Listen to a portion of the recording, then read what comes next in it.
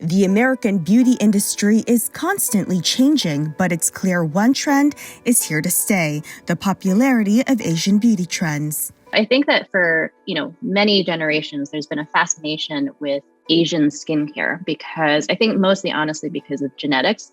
A lot of us typically have pretty nice skin, but definitely looking back in history as well. For me growing up though, I felt like a total outsider within the mainstream beauty industry, to the point of where I never saw someone who looked like me in a beauty advertisement or in fashion or anything else.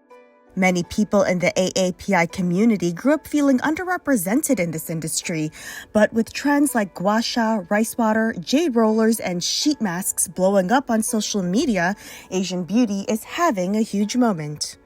We were seeing that initial explosion of the K-beauty trend in the States. It's a movement that's really infiltrated every medicine cabinet across the country in so many different ways.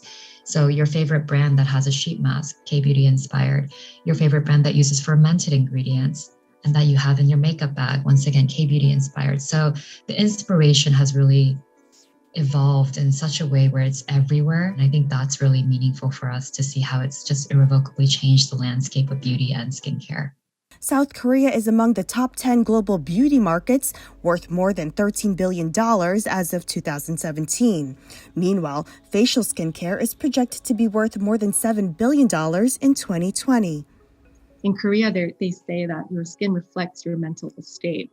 I think so many, both companies, brands, influencers, just everyone in the beauty industry to some degree is adjacent to these inspirations from Asia. The beauty industry has sometimes not been great at paying homage to the origins of things. And so you mentioned before, gua sha and jade rollers and all these other, rice water have become quite popular. And so a lot of times these things end up getting kind of co-opted by other brands without the homage being paid to its origin. And so I would just remind everybody to make sure, that we're not just appropriating things, but that we are truly paying respect to what came before it. Especially if you're a brand that is leveraging the Asian heritage elements like gua sha or any other sort of inspirations, it's important to tell the story. I think that's been sometimes a hit or miss type of thing. We've seen brands that told amazing stories in the context, the background of why and why they are actually leveraging this for their brand. But we've also seen brands that have not. And I think that is definitely a huge opportunity. And without that context, people might not really understand even if it's as a product of Asian heritage or if it's inspired from it. So I think acknowledging that, celebrating it, telling the story, giving the context is the most important. Some of the other things that the brands can also do is think about how actions can be taken. According to a study titled Stop AAPI Hate National Report, there were nearly 3,800 hate incidents against Asian people from March 2020 to February of 2021. Nearly 70% of the victims were Asian women. One of the big things within this past year with the pandemic and this whole rise in racism has been this feeling that the AAPI community feels invisible. And so we want the beauty industry to make sure that we don't feel invisible as well. I think it's hard for people sometimes to make that connection between representation and seeing someone in a magazine cover or an advertisement and racist attacks, right? They seem so far removed.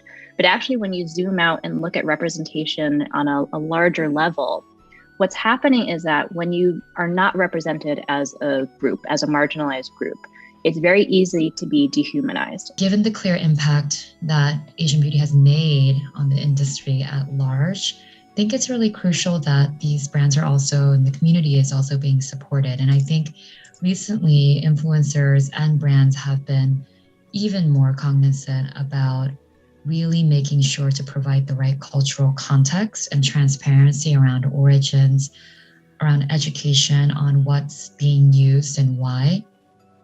And it's more important than ever, to your point, during a time where we're seeing such a big surge of AAPI hate, unfortunately, that this type of action becomes even more important than ever, because the beauty industry and inclusivity in the beauty industry has been such a conversation.